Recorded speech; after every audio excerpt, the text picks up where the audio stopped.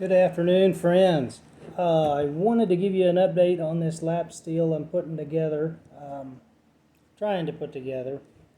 It's been taking a little bit of time, but I've got the pickups, the bridge, and then the tuning pins in. It's almost ready to string, but I want to get the wiring done first in case I have to mill the bottom out anymore. But I've got just some simple channels cut in there. So we'll take the wiring and just run it into the channel like so. I'll probably just use some silicone and put it in there. So if there is any failure of the components, just cut it out and replace the pickup, whatever you need to do. And then the pins, well, this, I don't know, it kind of looks dorky.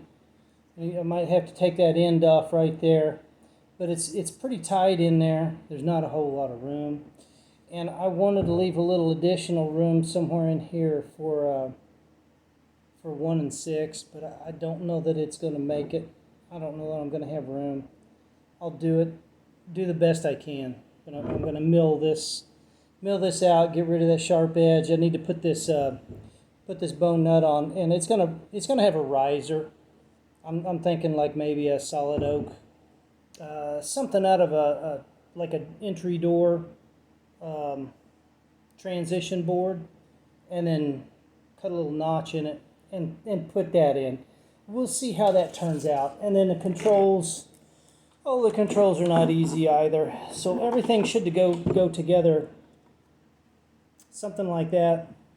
I might slide that up since we are dealing with a tongue and a groove. It's real easy to slide up.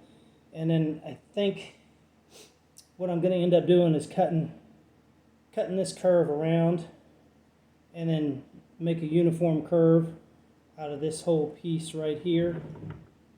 So that will eventually go together. I need to get the control switch and the controls finished up. I didn't get any knobs, and I'm not going to steal any off of my stuff. So we'll get a couple knobs. We'll do some soldering. The connector's going to be out here on the side of that. And that's going to be another trick because I'm going to have to bore my way into it.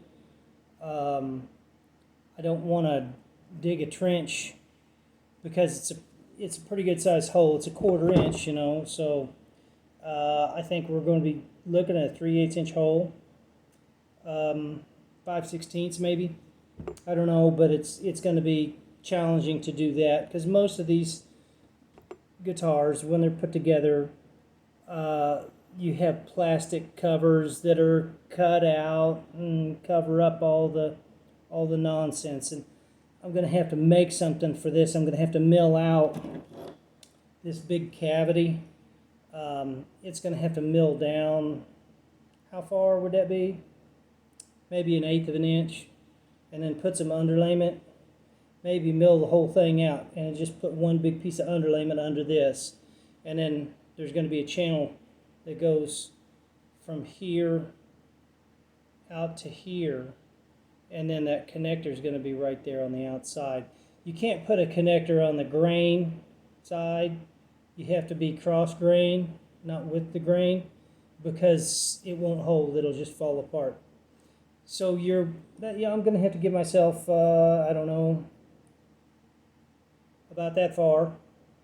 So there'll be a little bit. But like I say, most guitars, when they build them, they cut out a big hole, and then they put a plate over it and then put wood screws in.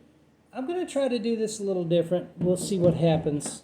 I don't know. I'm convinced that this is all just white pine. But I may be wrong. Maybe it is maple and I'm just not seeing it. I don't have any idea. But that's how far along we are. I'm surprised I got that far along because I've been dealing with after work stuff, just basically charity, air conditioning stuff. It's been kicking my butt. And then one of the boys moved, so we had to take care of that. And then one of our daughters, her television shot craps, and her husband ordered a TV, but they don't have a vehicle big enough to drag it home.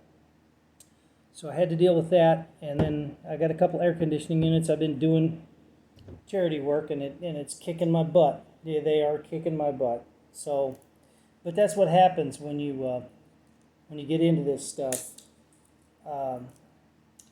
It's old pipe, and that old pipe, it's hard to tin up. It's hard to take solder. You try to clean it the best you can. You can't swedge it, because if you make it any bigger, it'll split.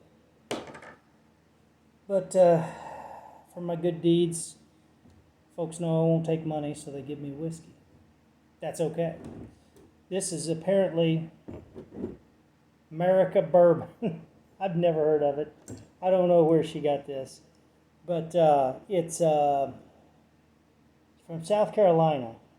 She said it said Jim Beam on it somewhere. I don't see that anywhere. Jim Beam is Kentucky whiskey. So we're going to try a little bit of this, and then I'll pour myself a drink, and we'll try to forget the struggles. Hope everybody had an awesome weekend. I sure did. Got plenty of sun. Cheers. Oh, wait. What is that? I can't see. 45%. Well, we got hot stuff.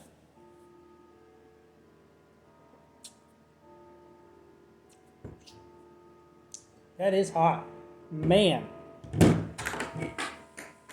By the way, the refrigerator at the Carbondale, Illinois hotel was set a little chilly, so these things won't stand up. So much for that. Oh, I think that's plenty. I got about half of my cans froze up, but you know the Sprite Zero, it's mostly water, so it freezes real easy anyway. But it's not sticky when it spills all over the place. So, major plus there. Cheers, friends. That makes a good drink. There's nothing wrong with that. I really do like that other stuff, though. What was it? Oh, that guy. What the hell is his name? Anyway, I got it over there. Heaven's Door whiskey. That's really good stuff. And you know, I lost my cork. So I'm going to get back to work, find my cork, and clean up my mess. But I hope you all are enjoying the progress. I'm going to try to get this thing finished up in... I'm not going to give myself a timeline. We'll just say soon. How about that? Just soon. That's the best I can do. Hope this week's treating you all well. It's like 3,000 degrees outside, so I'm not going to be working in the shop. Not for a few more days. So stay cool, stay out of the weather, and have a wonderful week.